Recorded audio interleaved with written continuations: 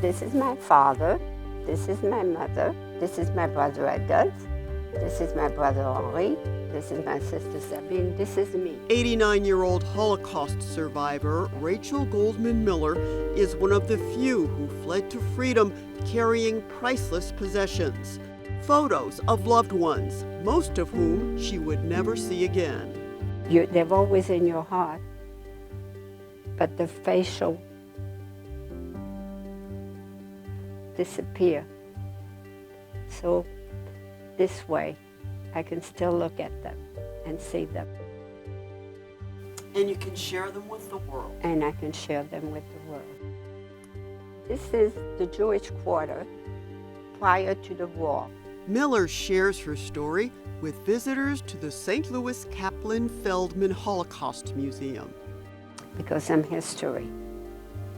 And I want the world to know what happened during World War II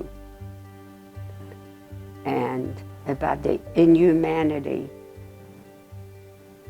of that can happen between people. Rachel Goldman was born in France in 1933. That was the year after her family moved there from Poland and 6 years before the start of World War II in Europe.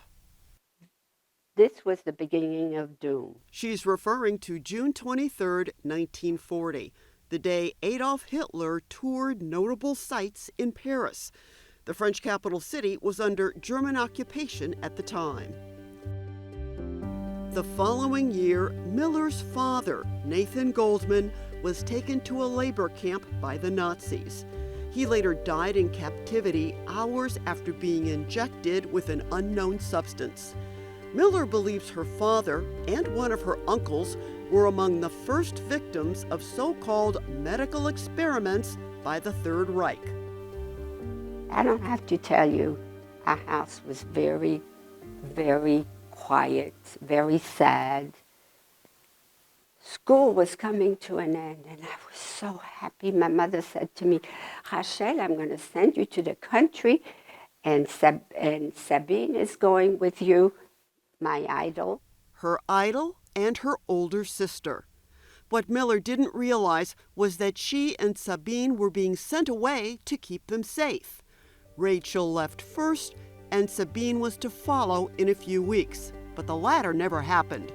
Rachel's beloved sister, her brothers Henri and Adolphe, and her mother Helen all met their deaths at Auschwitz. The Germans killed 17 million people. 6 million were Jews. Miller survived the German occupation by changing her name more than once and changing places of refuge. When an aunt felt it was safe enough, she brought her niece back to Paris. Miller returned to find her family's apartment being looted. She was just a child, but had the presence of mind to go inside and retrieve the family photos.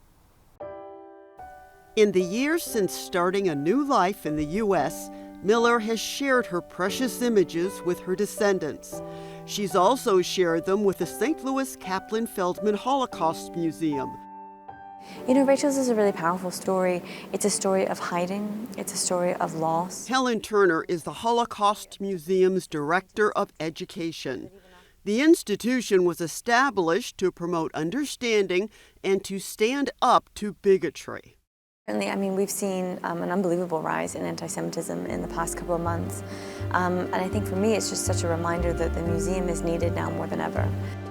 A necessary time to open a Holocaust museum, and also a little bit of a frightening time to see so much happening. Anytime I get nervous or hear from members of the community who are nervous, I say that's exactly why we're here.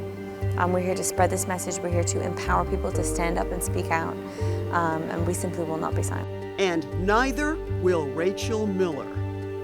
So remember, you met a Holocaust survivor. And as you get older, they will show you all kinds of videos, but it won't be the same. Because a video is not the same as hearing someone, right? For Living St. Louis, I'm Ruth Ezel.